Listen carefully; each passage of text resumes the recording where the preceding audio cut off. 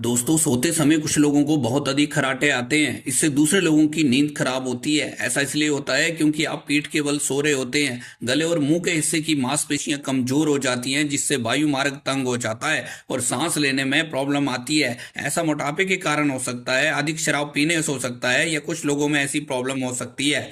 हमेशा ऐसे लोगों को करवट लेकर साइड में सोना चाहिए और अपने पिल्लों की हाइट को 60 डिग्री तक रखें, जिससे कि वायु मार्ग खुला रहेगा और खर्राटे भी नहीं आएंगे।